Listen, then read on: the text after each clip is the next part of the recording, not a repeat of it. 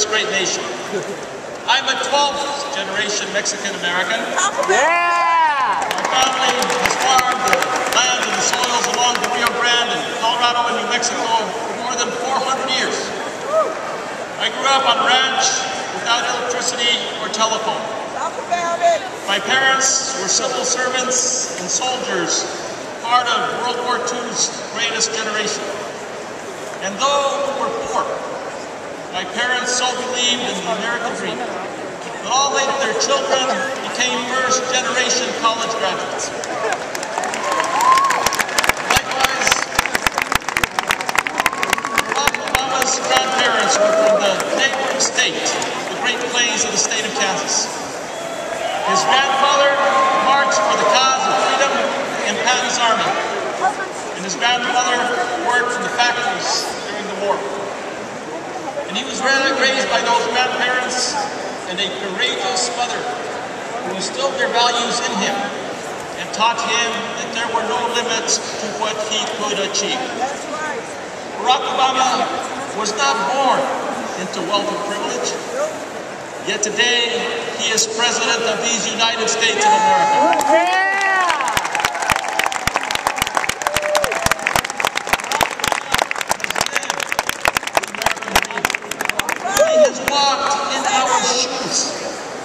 Until just a few years ago, Barack and Michelle lived lives like we all do, commuting to work, paying off student loans, picking up kids, and balancing a checkbook.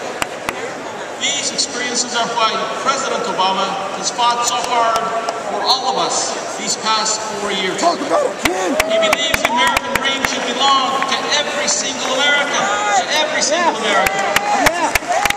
Now, on the other side, Mitt Romney, he just doesn't get it. He hasn't walked in the shoes of most Americans. And he doesn't understand that we should focus on helping those around America's kitchen tables, not just those around the boardrooms of America.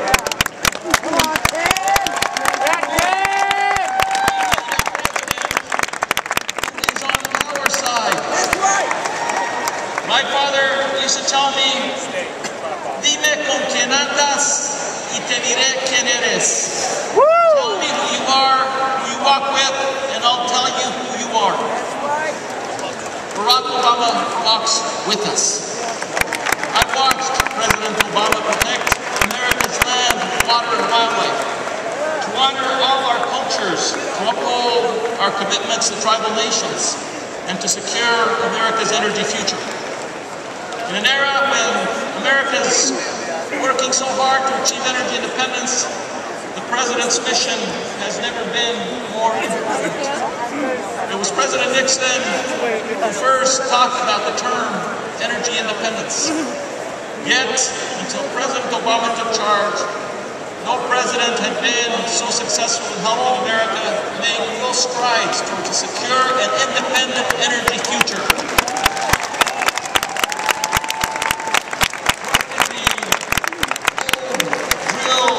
Drill of the last Republican administration get us? And now where will the same Robin Ryan drill baby drill approach take us? 4 years ago, America imported nearly 60% of its oil. President Obama recognized that that path was unsustainable and dangerous. Under President Obama's leadership, the United States moved forward with an all-of-the-above energy strategy. Oil and gas, nuclear, hydro, biofuels, wind, geothermal, solar, all of it. And today, for the first time in more than a decade, we import less than half our oil. Yeah!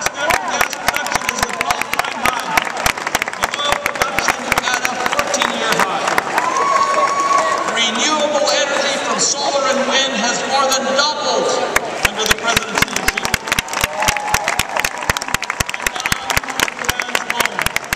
The largest solar, wind, and geothermal plants in the world are sprouting up across our public lands. enough electricity to power more than 3 billion American homes. And we are creating hundreds of thousands of jobs, good middle-class jobs, as we move forward with a clean energy economy.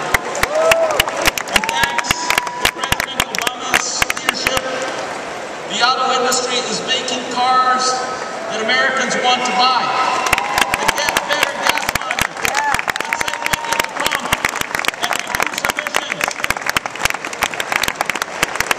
Today's America's dependence on foreign oil is at its lowest point in 2 decades. The Robert Ryan plan calls this success imaginary. They say renewable energy is a fad. They even had the Gulf last week as a hurricane lashed our coast to mock our sacred responsibility as stewards of God's earth. Their attitude isn't just sad. It's reckless and it's backwards. And yet they're still locked in an ideological embrace with the failed policies of the past. President Obama's energy program is a real deal. It moves us forward, not backward. Forward to fuel efficient cars, a healthy auto industry, and good middle-class jobs. Forward to a healthier planet, and forward to the new energy frontier and American energy independence. On November 6th, America faces a choice. Return to the Robbie Ryan tickets of failed policies of the past, or move ahead with a smart, focused, and determined president who understands that America always does best when it harnesses the winds of innovation and change. For the sake of every American family, for the sake of American energy independence, for the sake of America's best future, let's go forward, not backward. Let's